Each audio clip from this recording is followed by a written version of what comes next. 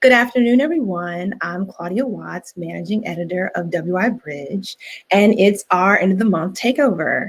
And so today's a very special day because on this day, 57 years ago, the streets of DC swell with people seeking fair jobs and freedom from the systemic oppression that had plagued them for centuries.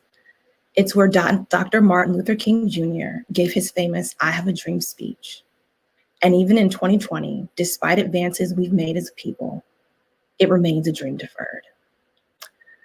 The streets are continuously stained with the blood of those who did nothing more than exist while Black. So today we will be joined by the team from Stonic Studios, a DC-based agency, and our collaborators for this month's Special Freedom Edition. We'll also speak with Keziah Snipe and Tony Lewis Jr., who are both featured in this month's issue. We're also going to bring you some live footage from the march with Tamara Russell and end with the musical selection by HR Records. It's my hope that today's programming inspires a sense of pride and the determination needed to continue the march toward freedom. And so with that, I'd like to bring in Pierre Edwards, also known as the District Dodger, to start our conversation. Hey, Pierre. How are you? I'm great. How are you? Doing good, doing good.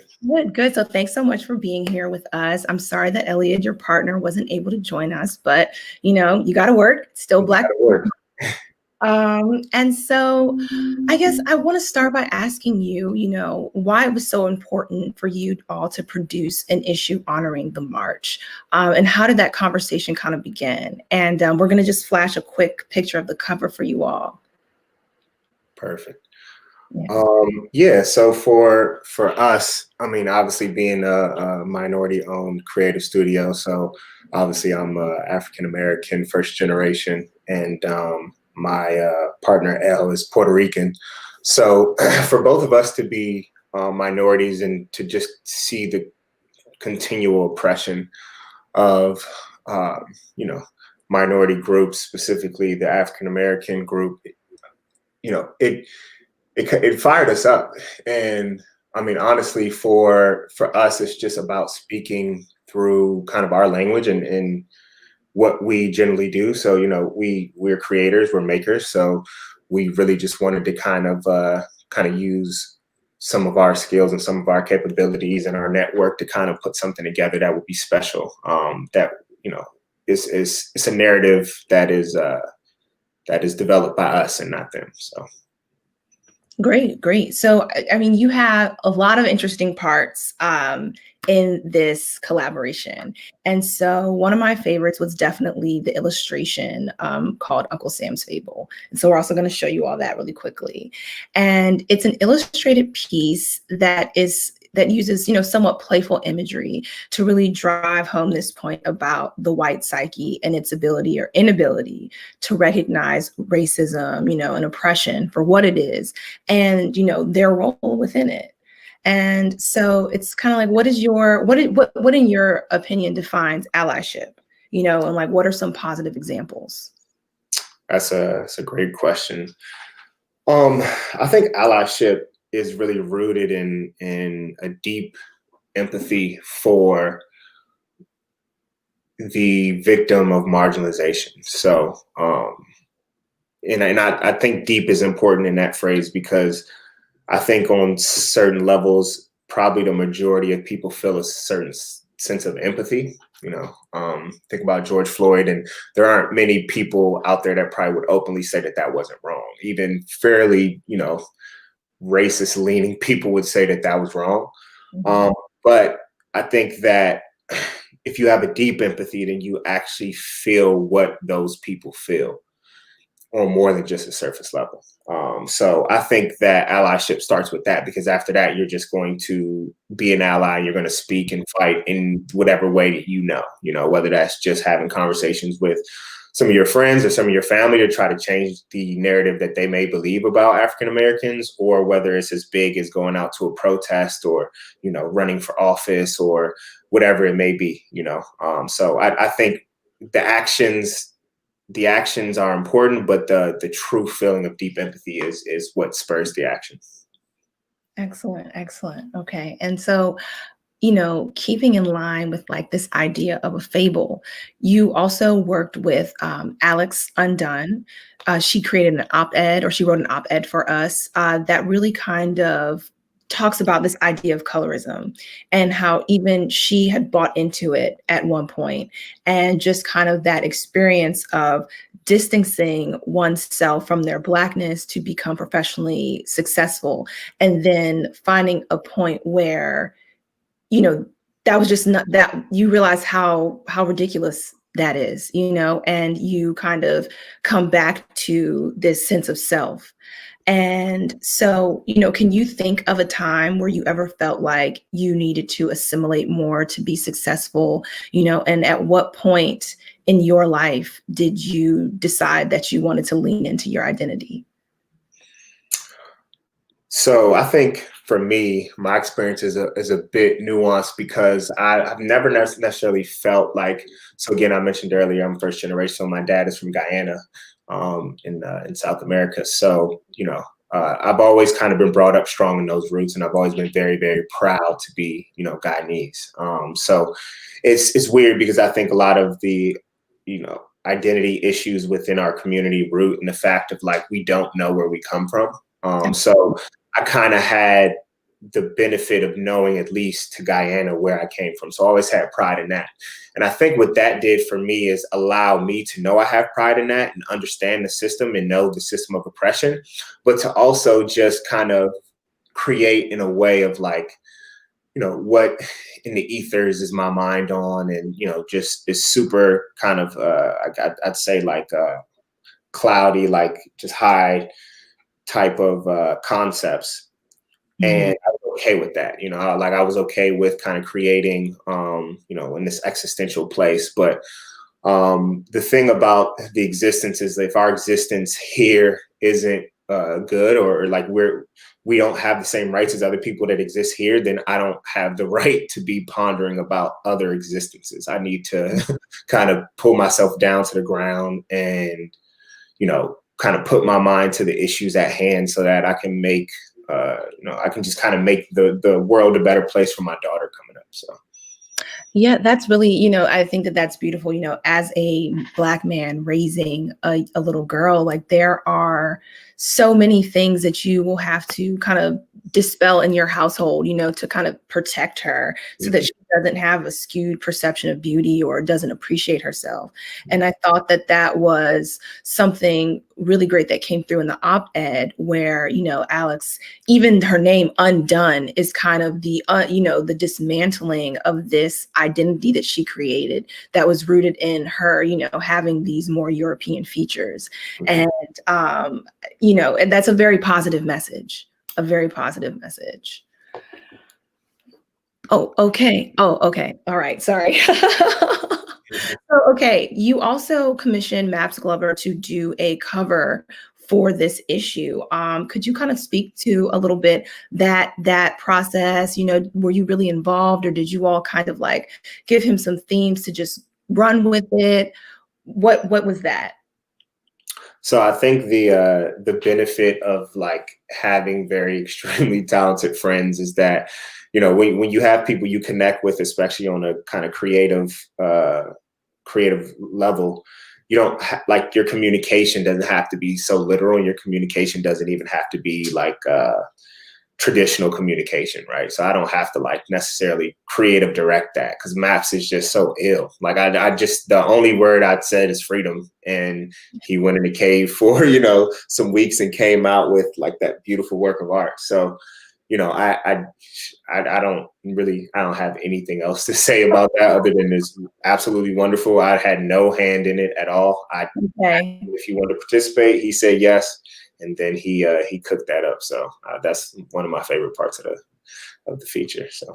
And so is that, kind of how you would say a lot of the issue came together? Because when we first met, you all definitely had some concepts laid out and people that you had already contacted. And so was it as simple as, you guys got an idea, bring it together, or were you definitely more involved in some other aspects? I think, no, I really think that every single article was almost a form of like a conversation that I had with that individual at some point, even if it was like months ago, even if it was, me and Joe Marshall are really, really close friends. So we always kind of have like these kind of conversations about like world affairs and current events that lead to kind of art ideas and our both our respective practices. So it's like most of it was just conversations, and they did their thing, and we collaborated with them on the content of what they would want to do. But then after that, it was like that was all them. So it was all them. Okay, all right. I love that. We really just we facilitated some things within this and connected some things, but this was really their baby. So as a Black design firm, this was your first time going to print. How does that feel? It's dope. It's super dope. So for us, it's just about like having an opinion on anything visual. So it's like I have a candle that's going to come out next month, and wow. that also is for charity. But it's just about like having an opinion about the world, So for you and Lafayette to work with us on this and bear with us through our, ignorance of not running a publication.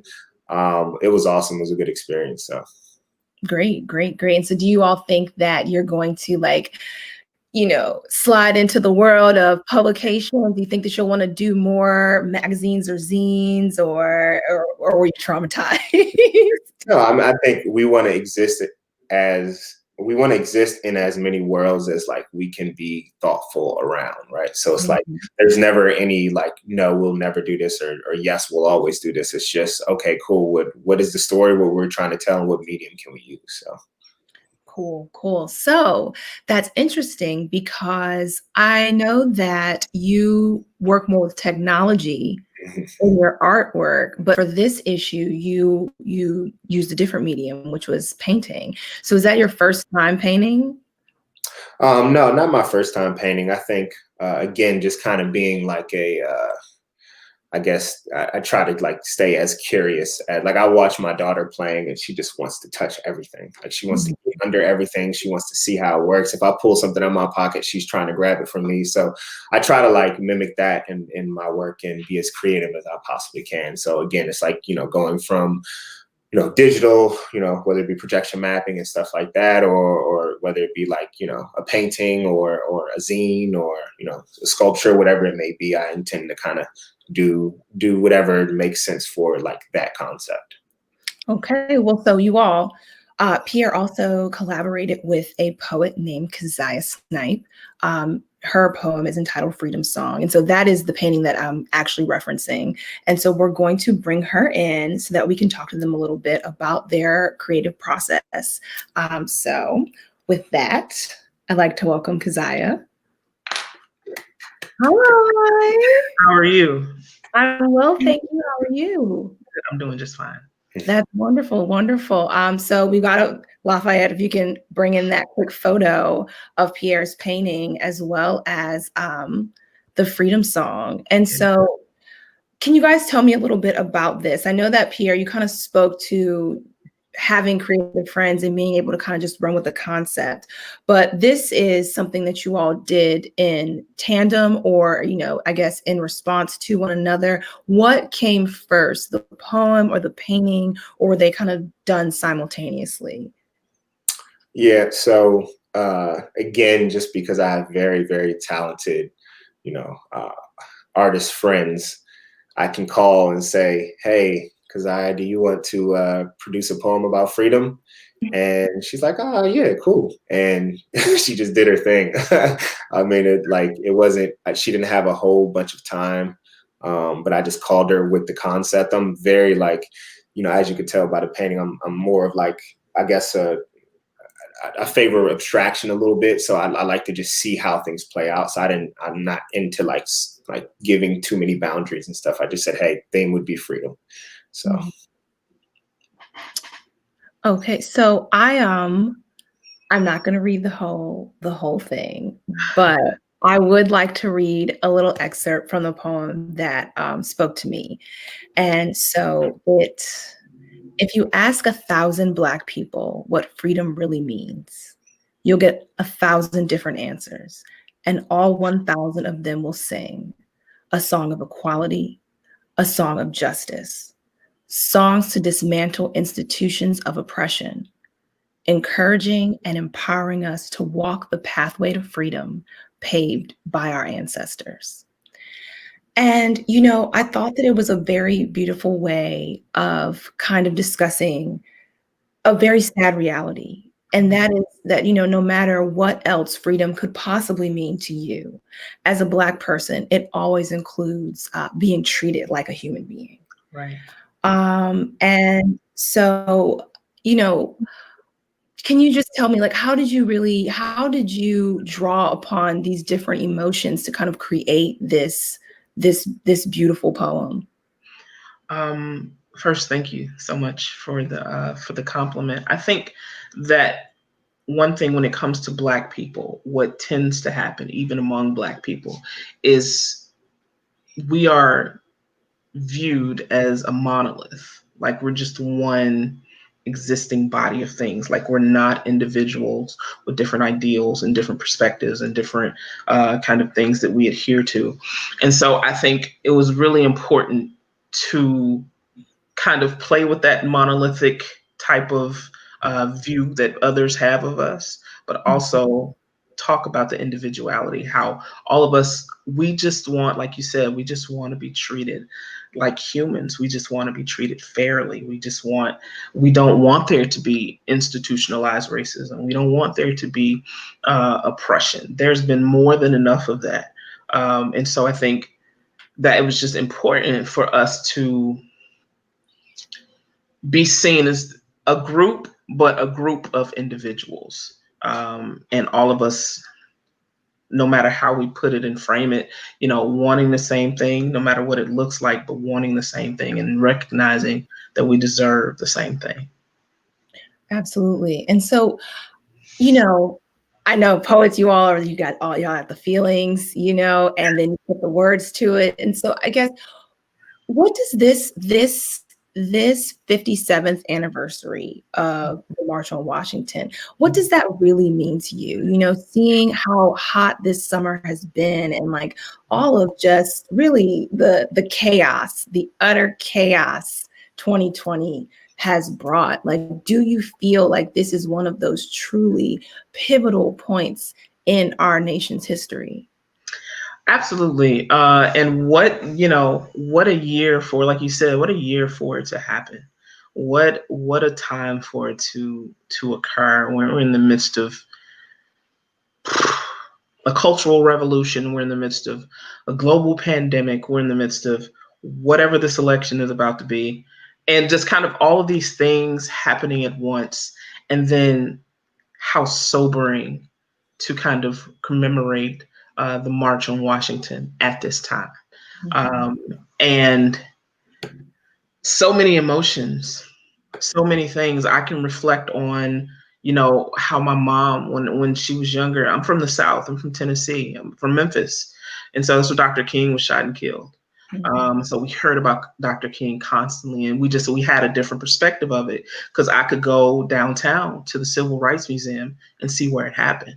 My mom talking about how she marched. I'm very close to just a lot of the things that happened around Memphis in that area. And it's important to me. So for me to be here and kind of seeing this 57th anniversary unfold, it is awe-inspiring, like just to kind of watch it. And it also makes me wonder what my grandparents and relatives who have passed and ancestors would even think about the world today, like for Black people, and kind of during this commemorative time. So Absolutely. I remember being a child and learning about civil rights and thinking, oh my goodness, I don't know how I could have possibly lived in such a time where all of these things were happening, and I think that as a child, some of us have the luxury of being shielded from certain realities, because as you come into adulthood, you realize that you are living in this time. And that is a very heavy thing, I think, when you come into it. Yeah. So, Pierre, what from this poem resonated most with you? How did we get this painting? You know, what was that? What was your thought process? What was the most, striking? I mean, the whole thing it just kind of hit me heavy. I thought it was wonderful. I like the length of it was perfect and beautiful, and it was rhythmic, and it kind of like it almost broke up cinematically to me. So it was like act 1, act 2, act 3, kind of all just, I mean, it was just beautiful. So for me, it was with that kind of storyline type of roller coaster that I felt. I just wanted to kind of create something where it felt like it was movement, right? Mm-hmm. So, and it felt like pathways, because that was something that was stated in the piece is pathways. But then what I wanted to do is I wanted to take some of the words and just apply it to the actual title and what it means. And so you see their actual pathways, but one of them is jointed and the other ones move as though they will be jointed together. So Freedom's path right now is in a way a beautiful lie to me, because it's something that we're told and they want us to feel like we're free, but we're not. But as we're moving, we're connecting. And, the pathway is getting to a point of connection, but we're still working at it. So that was kind of the idea of it. Yeah, I love that. Mm-hmm. I love that. Thank you for explaining that. We always want to break down the abstract. Right. Yeah, but so in your lifetime at this point, do you think that you will see, or that we will see, a space or a time where we are truly free?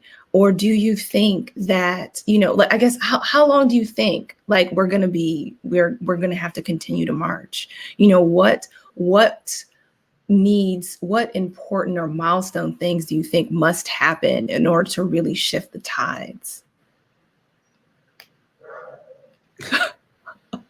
Well,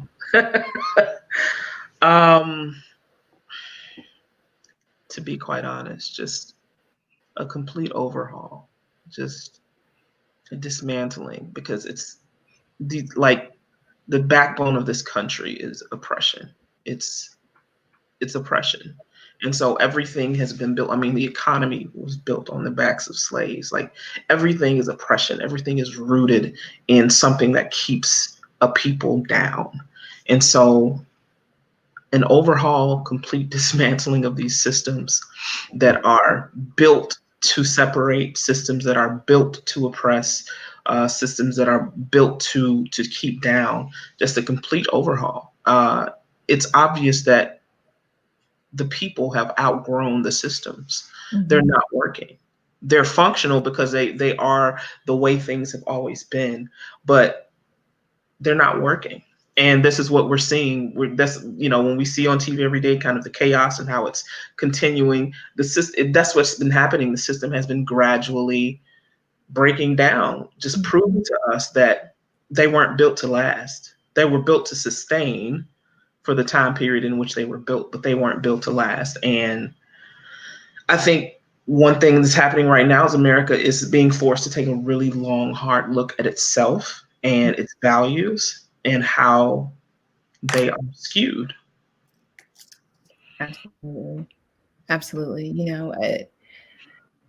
This is definitely a reckoning moment, I think. Mm-hmm. Absolutely. And so it'll be really interesting to see how today's march unfolds. And, we're coming into we had a hot summer, and I don't think that fall is going to cool down, to be honest. We've got an election that is going to be pretty brutal. Mm-hmm. And, I'm not sure I'm not sure what will happen. To be very honest with you all, I am not sure what will happen. And different circles are having different. One people are like, oh, it's about to be blood on the streets. We're about to be. It's crazy because the states still have so much domain over what happens. And we really are in a wild, wild west situation. Man. As civilized as we are today. So I'm not going to weigh you down with more questions. Can you tell the people a little bit about yourself as a poet and where they can find some of your work? Absolutely. So on Instagram at Hey There Kazaya. It's down there in the description. I'm pretty active on Instagram, also on Facebook, Kazaya A.S. They can find my poetry at Kazaya. I'm sorry, heytherekazaya.com. And I'm around. I have also a line called Native Tongue, which is the Instagram for that is NTV. I'm sorry, yeah, NTVTNGDOTCO. So nativetongue.co is the Instagram. And that's where this shirt is from. Clout does not equal impact. Oh, I love that. And a few others as well. So yeah, I'm around, very active on social media. I would love to connect with you. All right. Awesome. Thank you. Thank you so much. And so we are going to get ready to hear from Marcus Dowling, who is a contributing writer here with The Bridge. And so I would just thank you both for contributing to this issue, for being open for this conversation, and, for the work that you're doing to advance us as a people forward. Absolutely. Appreciate it. Thank you. Thank you for having us.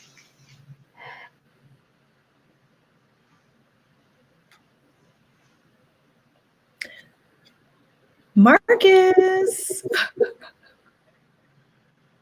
Oh, wait, where'd he go? Okay, so I'm going to be joined in a second by Marcus Dowling, one of our contributing writers for The Bridge. We love Marcus. And so actually this month, Marcus wrote the article, March on Washington. There's a little typo. It says it is written by me. It is not written by me. It is written by Marcus. And he interviews Tony Lewis Jr. about, the march and about, just the idea of freedom. And so when we were talking and you got this assignment, you said that your conversation with Tony was so powerful. Yeah, it's crazy. So I'm a native Washingtonian. Tony's a native Washingtonian. We grew up not too far away from each other. Past that point, we lead very different lives. And our lives intersected when we had the conversation. And I found it to be extraordinarily powerful. We're also similar in age. And we share a certain background as far as the city. So, and we didn't realize that. And I think that's something that really emerged out of the conversation. And to be able to have it again and even deeper on this platform is wonderful. So I'm really glad you reached out for this. Yes, yes. And so I won't take up any more time. We're going to get ready to bring in Tony Lewis Jr. so he and Marcus can continue their convo. And after that, I will be back live from the march with Tamara Russell. Fabulous. Thank you. All right, Tony, what's going on, sir? Hey, bro, what's going on, man? How you doing? I'm hanging in. I'm doing all right. So I want to introduce you, but I told someone yesterday that you're making the best trouble in the DC metropolitan area right now. Well, I appreciate that, bro. That was the way that I introduced you to someone who did not know anything about your background. So for people who don't know your background, if you could explain that to people briefly. Yeah, so I'm a native Washingtonian. The past 20 years, I feel like I've just been fighting for, those that are like me, people from here, people that are coming from marginalized circumstances, trying to be a beacon of hope and an example more than anything, and to bridge people that seem to be far apart, amplify voices, and my work has been centered in men, women, and children impacted by mass incarceration, but also obviously dealing with violence interruption, homelessness, economic disparities, health disparities, gentrification, so on and so forth, and just a warrior for everything DC. Right. Okay. So if I were to say then that there's a march going on today, 57 years later, and we are attempting to fight for a lot of the same things we fought for in 1963. Your thoughts about that, especially given that, like this march is taking place in Washington, D.C.? Yeah, I mean, first of all, I mean, I think it's great that we're commemorating the March on Washington. I think it's appalling that we're fighting for so many of the same things. I think that that was a watershed moment in a way that it, pushed forward the civil rights bill and all those things. But subsequently, Black people are very much in the same position, and then particularly the Native Washingtonian. People are doing maybe worse than what they were doing at the time of the original March on Washington. And so I think that we should be able to really focus in on economic empowerment for Black people, a wealth transfer to the Black community that will be sustainable, one that will lead to sort of us moving the needle. And really hope from that, I think a lot of our other issues can be addressed. But I think it's been a lot of symbolic things that have went on since the March on Washington as relates to Black people. We have some people that are doing incredibly well, and I think that has made us think that things are super different. But I think 2020 has really, really, truly shown us that not that much has changed. We got a lot more work to do. Right. So as far as then speaking to the shift between what I think in 1963 was Black equality to where we are now in 2020, where we're looking at Black equity, because these are two similar words, but they are entirely dissimilar in so many other ways. So I just wanted to ask your opinion on that. Yeah, I just think that statement is just spot on, and that's what we need. We needed it then, but I think at that moment the push was we thought equality meant equity, but it doesn't. And we can be quote unquote equal and we want, but when we don't have equity, we don't own anything, and we don't have any control. And I think that's really in this country since we got here. That's been the dynamic that has continued to have us oppressed. And I think once we get equity, we can talk about equality. That we can be seen as equals, and I feel like that we can collectively move forward together, but right now it's just been far too much suffering in the Black community, and that's nationally and locally. And I'm just one of the glaring stats for me is that white Washingtonians specifically live 15 years longer than Black Washingtonians. I just want people to really wrap their minds around that. We hear about the almost $90,000 difference in median income, but this literally equates to your mortality, right? And so that I think more equity would lead to some of the changing of those realities, and it does, because many COVID has also shown us that, right? 75% of the COVID deaths have been Black people, so a lot of that has to do with equity and economics and things of that nature. Right. So so you're a Black father, got a family, making it happen. So I wanted to ask you about the importance of generational wealth moving forward in Washington, D.C. Both of us, we're roughly the same age, which is the thing I always like to tell people, and they're like, my God, because people presume that you're like 10 years older than you are. Because you've worked so hard for so long. I hope I don't look 10 years older. No, you don't. You're the same way too, in that way as well. So God bless. Black don't crack. It's a beautiful thing. Sir. Thank you, brother. So as far as speaking to the notion of generational wealth and being a father and having a generation of children that will be coming up under you, your thoughts about how Black people in DC can better articulate the goal of generational wealth for themselves and their families. Yeah, I think it's something that is incredibly important. As someone who grew up I live in the same house I grew up in. I've never moved, right? I've been on Hanover Place my whole life, and my grandmother left me the house that I'm raising my children in, and I intend for my wife and I to leave the house to my daughters, right? And that's essential. But I think at the cusp of gentrification in this city is that because of mass incarceration, all the premature death, war on drugs, all these things that was placed upon our generation, so many of the people that you and our peers, did not reach their potential, right? And so it made that dynamic that happened in my household or in my family, it made that very difficult for a lot of other families. And so people, when we talk about access to opportunities, this is what I'm thinking about. People can hold on to the wealth that they have if more Black people were gainfully employed, if we had Black businesses that would thrive, and these things also was going to allow Black families to hold on to their property, and generational wealth is the most important thing. And for Black people out there, if you're listening, also we got to do wills. Like, that's so estate planning. These are the kind of things that we don't talk about, that I know through the Don't Mute DC movement, we had a conference and we were trying to, amplify that. The Mayor's Office on African American Affairs trying to amplify that. It's super important to estate plan. But again, when you're talking about a lot of people that are poor and a lot of people or that are struggling, these are the type of things that they're not focusing on until it's too late. So I think, again, we need to continue to push for the positive generational wealth transfer in our community, and for us to be planning for it. Right. So thoughts then about dealing with the notion of, like, because you mentioned two very separate sides of DC. Like, there's like DC that like is high above it. It's perfect because it works right across that median household income thought about DC. There's people in DC that are like far exceptional past that number. And then there are people that are far beneath that number.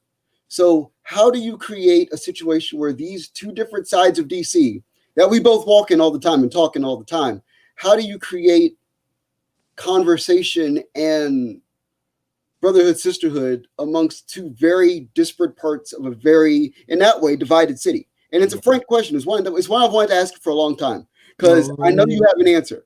And we've been in the same rooms even. And I've never asked you the question, but I always wanted to know.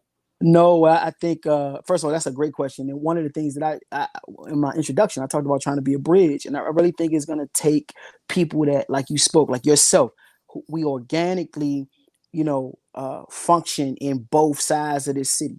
And I think we have to continue to create safe spaces where people can just literally organically meet each other. I try to do that on Hanover Place all the time, particularly between, some of my new neighbors and my, people that grew up with me, right? That may no longer live in the community, and be that bridge. Unfortunately, it may not be enough of us, but we got to create those people that's from here, that thrive, that are able to live here and function here and serve as that translator, right? To serve as that bridge. It's not an impossibility, man. I'm a big believer that people are people. Sometimes you just need to know what you have, what and who you have in common.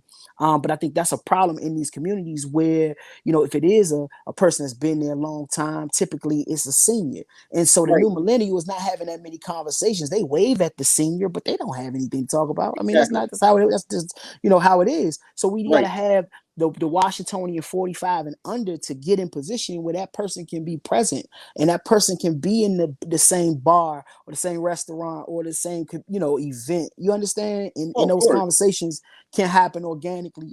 But I'm hopeful about it, right? Because again, I feel like in my community, and then we've been able to model that. We've been able to show people when they come to Hanover Day, even people that used to live on the block a long time ago, and they see sort of this block party, but it's harmonious, right? And there's people of all different backgrounds, right there celebrating in the same way that we did in 85 or 95. And so I think it's possible, but we must help the Native Washingtonian and Black Washingtonian that's 45 and under get into position in order to do that, though.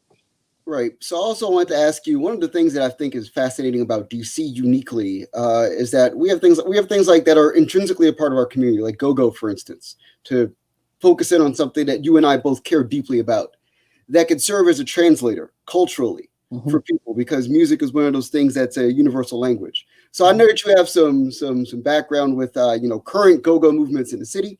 So I wondered if you could speak to the importance of go-go as a sound, as a genre, and as a community activism piece.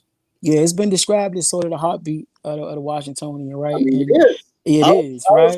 I agree with that, right? That, though. And I feel like, culturally it's something that obviously that, we need to preserve.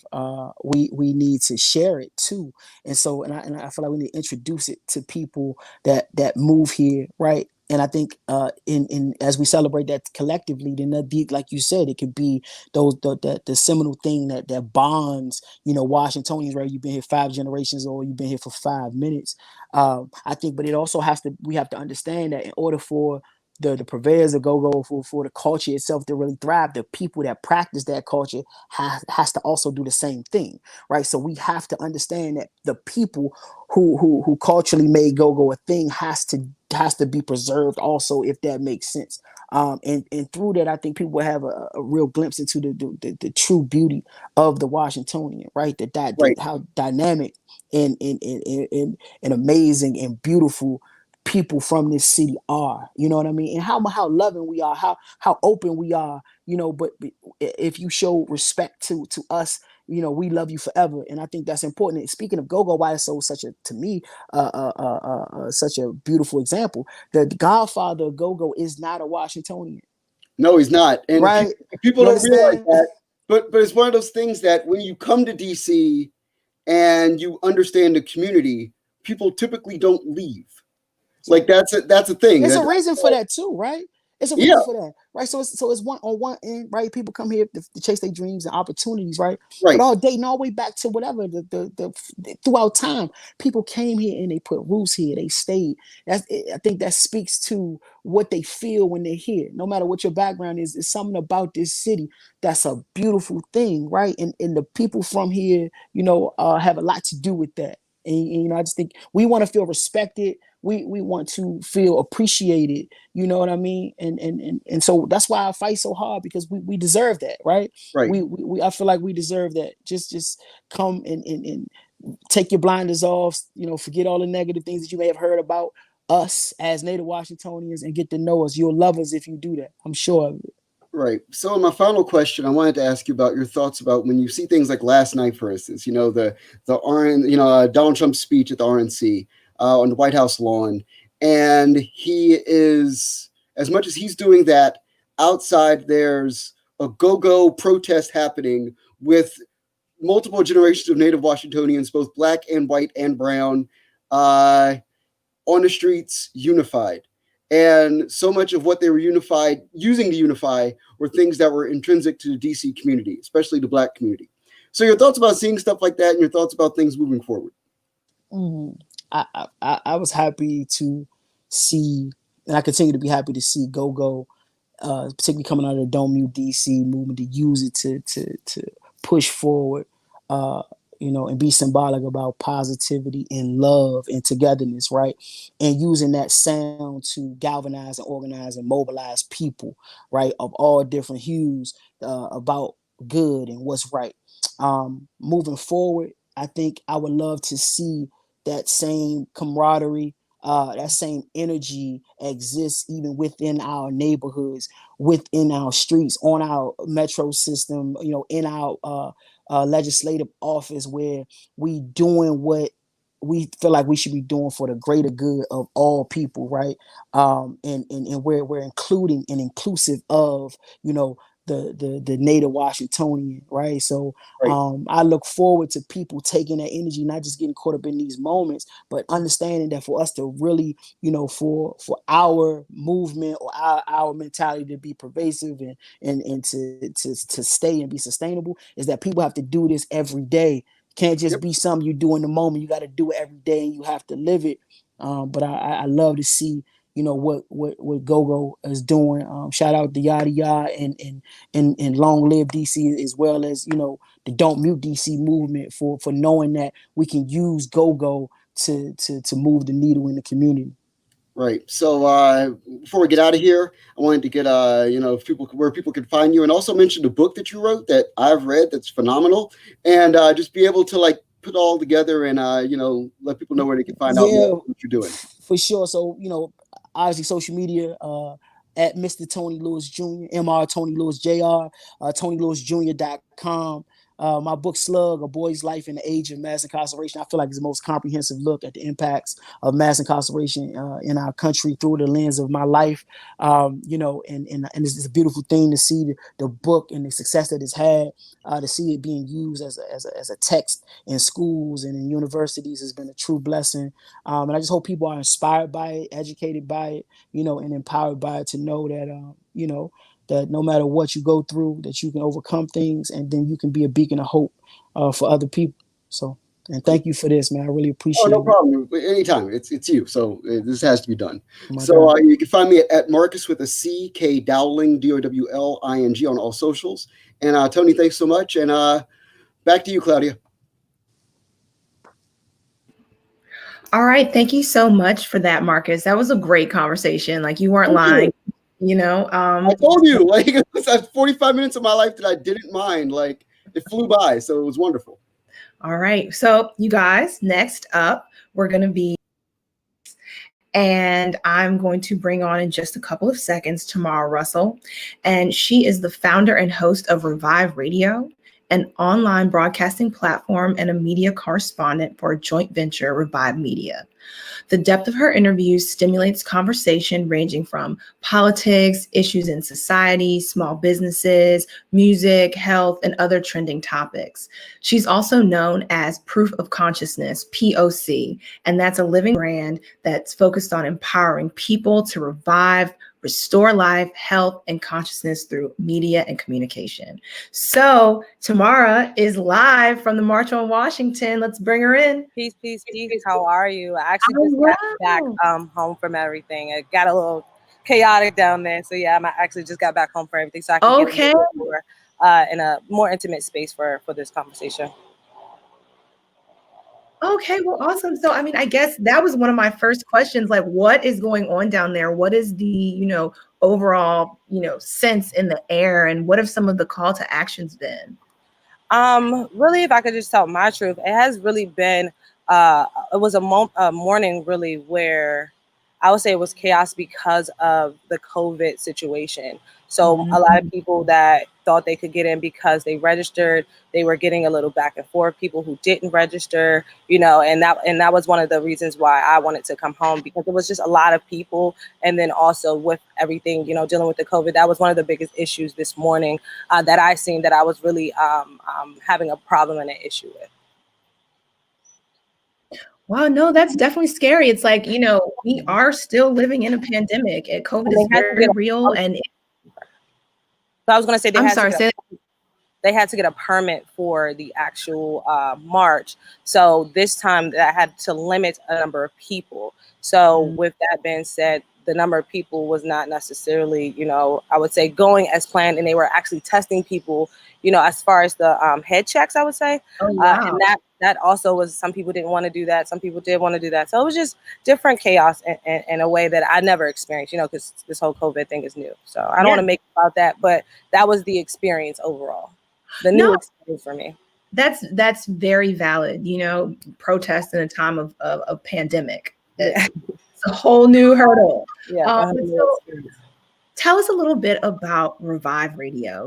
Where did this idea come from, and what can people really expect? Awesome. Thank you. So Revive is something that actually started in the city of Philadelphia. I am originally from Washington, D.C., born and raised. But when I had the opportunity, when I graduated from college, I had the opportunity of receiving an internship at 900 AM WRD, which is the only Black-owned radio station in the city of Philadelphia. And I interned there, and my mentor at the time, he really just gave a lot to me in a space where I was, just wide open like a sponge, because I was ready to soak up a lot of the information. And I really just fell in love with radio. But the crazy part is I actually received the internship because of my degree, which is business marketing. So I went there to actually help them on their social platforms, their social media platforms. And one day he had a question and he wanted a millennial perspective. So he told us to sit down at the mic. And from that day, I never got back, back up from the mic. I've been literally in love with radio since that day. So that's really how it got started, through an internship. And then me just opening my mouth. And from there, when I knew that, me having a voice and being able to impact people in different ways through mass communications, that really opened a brand new door for me once again. So that's how Revive Radio actually got started in 2017. 2017. And so Proof of Consciousness, that is your name that you go by. So where did that come from? Where did that come from? Yeah. Everything is so organic. So I was actually just in a conversation, and I was responding to, a statement that was already made. And a gentleman in the crowd, he just really was shouting out that that's proof of consciousness, really stating that, you know, what I was talking about is proof that I'm aware of what's going on. So when he said that, I was like, yeah, that is me. Like, I am proof of consciousness. So I just ran with that. So then I just, you know, condensed it a little bit, because running around saying proof of consciousness was a lot. So I was like, P.O.C. And then everyone just loved that. So I just stuck with it. So proof of consciousness, P.O.C., that is me. And it just so happened that P.O.C. also, you know, people of color, and that's all what I'm about. You know what I mean? You know, putting a space and a platform in a place where you don't really get our stories told and heard by us. Absolutely. It's also point of contact. And, you know, that is you disseminating communication, you know, information. Exactly. And so are there any like programs that you are really excited to bring to us on the radio? Anything in the works? Oh, yes, always. Well, right now I just got in partnership with NPR up in Philadelphia, WHYY. And I am doing a new segment for them where we are going around asking different community members, are they mad or not? There's a lot of issues, you know, that is happening right now that people are mad about it. But then you have, you know, a lot of people that's 50-50. They're like, you know what, this one I'm not really mad about, you know, and they will explain themselves. So we have done different topics such as police brutality. We have different topics such as United States Postal Service, you know, because in Pennsylvania, this is the first year that we are actually able to vote by mail. This is the first year that a vote by mail ballot has been officially statewide, something that's been approved. So that's why, you know, and especially during a pandemic, this is something that we really need. And with a lot of the postal service things closing down is really affecting us in the city of Philadelphia, where it's about 80% African American. So then also we did another topic on trash.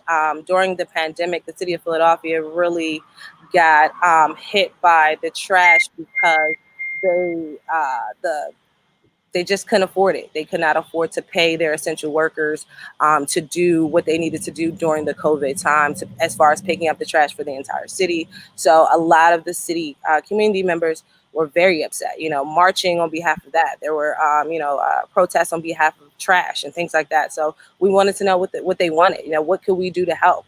So it actually birthed a lot of different recycling organizations, as well as trash and recycling organizations as well. Sorry. No. I mean, you know, it's very interesting because, like, you know, you just kind of just said, oh, you know, casually, I'm working with NPR. But it's like actually a very historic thing for you to be working with NPR. And these questions that you're asking and the method that the show is, you know, mad or not, it's very provocative. And so how did that come to be? You know, this is, again, I want to tout, it's still Black Business Month. And so how do you, a young woman starting her radio business, you know, this is like, and now you're working with NPR? Once again, everything was just super organic. Just me being me. And this time I had a lot of creative moments during this pandemic, I would say, in quarantine season. So I started doing like little teeny docu-series. And as I was doing docu-series, it just grew in the city where you would hear a little bit of buzz about it. And one of the producers who actually works for them in their community development section of the organization actually reached out to me. And from there, it just, how can we connect? How can we get this on a larger scale? And I was ready at that moment. So my first one dropped July 18th. So I just recently started doing them. Oh my god. And that, like, so congratulations. Like that is a really big deal. Okay. I can't stress that enough. So if I can put some icing on the cake to really show you how big of a deal it was for me, on August 5th, I made the youngest African-American woman to ever be regularly scheduled on NPR PBS. Yes. Yes. HBC graduate. So that was definitely a big deal for me, especially coming out of a time where I didn't know what it was going to be like for media, you know, what it was going to be like for radio, because we're on the go, we're on site, we're, you know, hands on every day, all day. So to really shift to an entire digital content, an entire digital world, you know, where people will, you know, have the attention span of that fast is really something that I was just excited to see, you know, that me actually getting into my creative bag came something so beautiful. Yeah. And I love that they were so open to working with you, and you don't feel like you had to compromise any of your ideals to bring this to a larger market. Yes. But that's the That is- blessing, because the producer that reached out to me, he actually recently just got hired because they wanted to open up a more diverse conversation. You know what I mean? Because I'm not sure if you know the viewership. The viewership is very elderly and white, and they wanted to open up the diverse conversation and make people want to engage more and have questions and drop comments, and that's what they were missing, you know, the engagement part. And asking questions like, are you mad or not, was really something that made people even want to engage, because like, no, I'm not mad, yes, I'm mad, you know. So that's what they were looking for. So the producer that reached out to me, Christopher Norris, that's his name, shout out to him. He just recently got hired to actually open up the space and diversify the space, and I was one of the first people that he reached out to do that. Excellent. And so where can people, how do people tune in? You will literally go to the website, WHYY / well, it's a lot. I can send you the link, but it's WHYY. But if you want to just type in my name, just type in Tamara Russell, and all of my audio will be right there. But if you want to go directly to my page, I would have to see the slashes and stuff like that. Awesome. Well, we're definitely going to include that when we do kind of like the short videos of this session. So we'll just send that over to us, because we definitely want to support you. This is a great program. And, you know, thank you for being with us today. I appreciate you. Yes, I appreciate you. I wanted to definitely make sure I shout out Kiana with Congress Heights Ocean Cultural Center, really connecting us together and making this happen. So I definitely want to make sure I mention her. And thank you as well. I appreciate you in Lafayette. You are welcome. All right, you all. So this is going to wrap up our special Freedom Edition of WI Bridge. Thank you so much for being with us, you know, and let's continue the march onward. Have a great Friday.